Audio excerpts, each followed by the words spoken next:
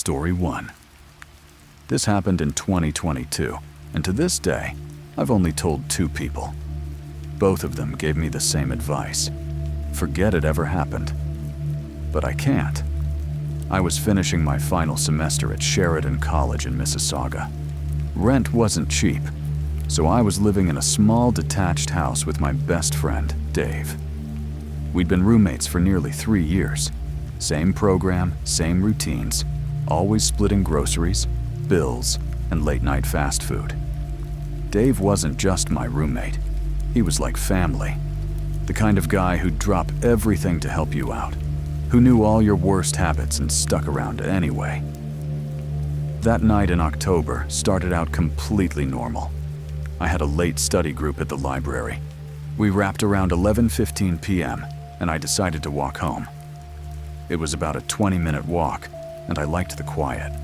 It helped me decompress after staring at screens and books all day. The streets were nearly empty. The occasional car passed by, but otherwise, it was just the rustle of wind through the trees and the crunch of dry leaves under my boots. As I turned onto our street, I spotted someone standing in our driveway. It was Dave. He had his hood up, hands stuffed into the pockets of his black puffer jacket, the one I borrowed all the time.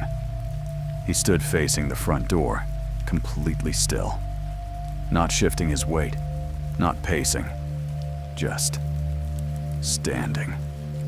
At first, I figured he must have stepped out to meet me, or maybe he forgot his keys and was waiting for me to get home. But something about the way he stood there gave me pause. His posture was stiff, his shoulders too straight, and he wasn't checking his phone or looking around, just staring at the door like he was waiting for it to open on its own. I slowed my steps and called out, "Yo, Dave." He didn't respond. I was maybe 20 feet away when he moved, not turned around, not waved, just tilted his head slightly to the left, enough for me to catch the side of his face. He was smiling, but the smile was off. It looked like something a mannequin would do if it was trying to mimic human emotion. His lips were stretched too wide. His cheek looked pulled tight, like someone was holding it from behind. And his eye, just one visible from the angle, was staring directly ahead, not blinking. I froze. I didn't know why, but something primal kicked in. I ducked behind a parked SUV across the street and peeked over the hood. That's when he moved. Still stiff, still slow. He walked up to the front door, but instead of using a key, he just opened it, like it had been unlocked the whole time. He stepped inside and gently closed the door behind him. No sound, no hesitation. I waited behind the car for what felt like 10 minutes, trying to convince myself I'd imagined the whole thing. But I couldn't shake the feeling that something was wrong, not just with what I saw, but inside the house now. Eventually, I walked across the street and unlocked the door with my key. Everything looked normal. The living room light was on, TV off, Dave's shoes by the mat, his jacket hanging on the hook, the same black jacket I saw him wearing outside. There was even a half-finished mug of tea on the table. I stood there for a full minute, listening. Then I heard it. Laughter from upstairs. Dave's voice. Casual, like he was watching a video. I called up, "Dave?" His voice replied instantly, "Yeah? You just come in a minute ago?" I asked, forcing my voice to sound casual. He sounded confused. "No, I've been in my room since, like, 10. Why?" I didn't respond. I just slowly climbed the stairs.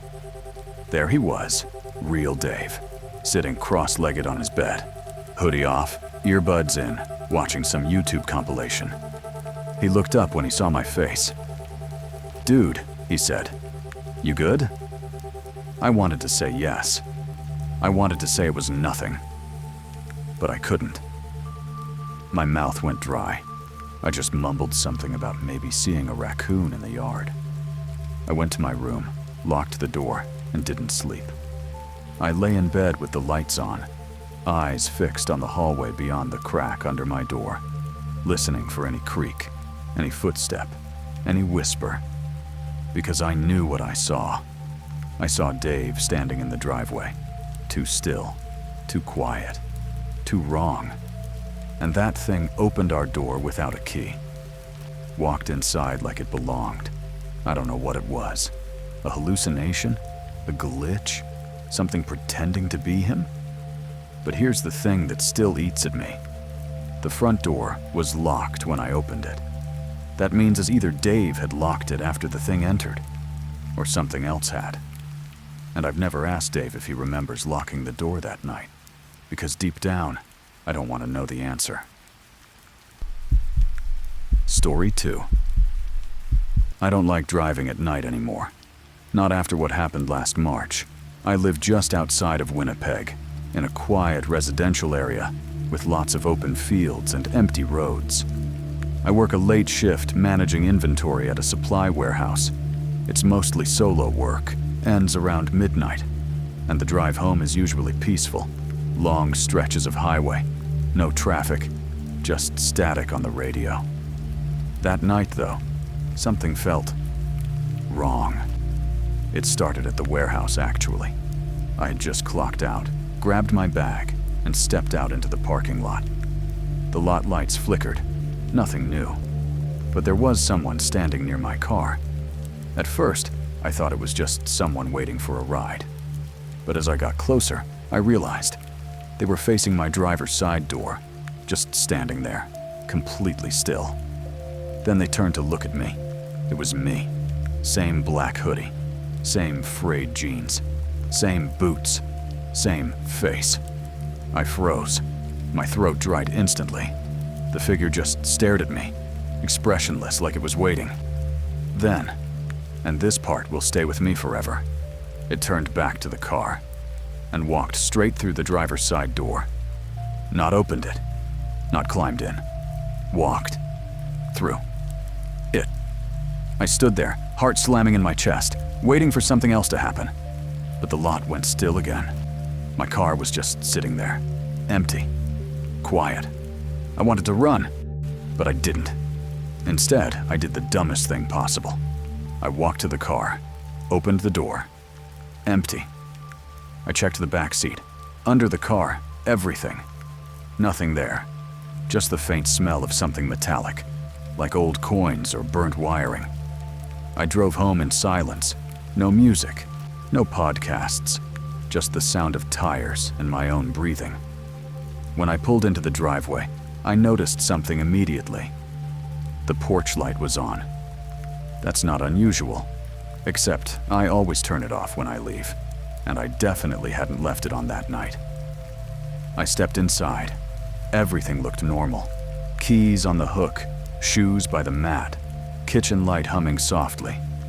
But then I saw it. The bathroom light was on, and the door was half closed. I stared at it from the hallway. I was about to call out when I heard it. The sink, running. And then, footsteps. Not from the bathroom, from my bedroom down the hall. Slow, heavy steps, like boots on the hardwood. I backed up toward the front door, instinct kicking in hard now. My hand was shaking as I grabbed the doorknob, but something stopped me. I turned and looked back. The bathroom door was fully open now. No one inside. The sink? Dry. The footsteps? Stopped. My bedroom door? Closed. I hadn't closed it when I left for work. I don't know what came over me, but I grabbed a kitchen knife and walked to the bedroom door, pressed my ear against it. Nothing.